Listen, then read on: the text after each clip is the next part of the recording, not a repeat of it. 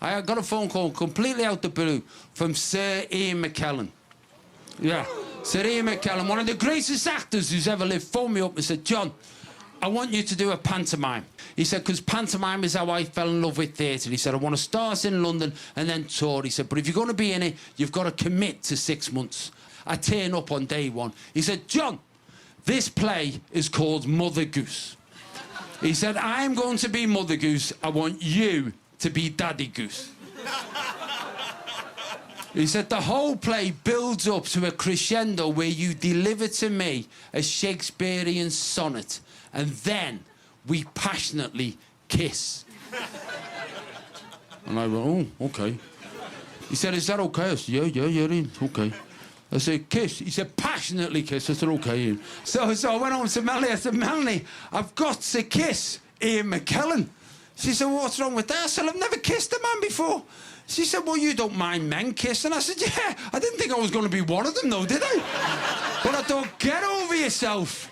You've got to snog Ian McKellen. Get on with it. So we had this rehearsal where I was going to do the snog, the first snog. I thought, I'm getting ready for the snog. I thought, I'm going to make it a good snog. It's the first snog. First time I've snogged a man. And then I suddenly thought, oh, my God. Like, what happens if something happens? Do you know what I mean? What happens if I like it more than I thought I was going to like it? And something happens that I've got no control over. What if I kiss him and I get a stiffy? Because this is the first man I've ever snogged. It's the first man I've ever kissed. And by the way, you've got to remember at this point, Ian's 83. I thought, imagine finding out that you fancy men and you've got daddy issues.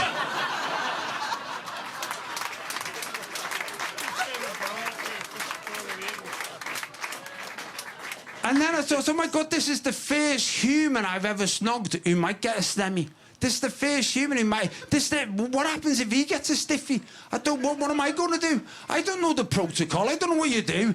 You put your... Ignore it, put your elbow on it, flick it. And then I thought, oh my God, hang on a second. He's supposed to fancy men. What if I give him a snog and nothing happens? If I give him my best shot and nothing happens, how's my ego going to cope with that rejection?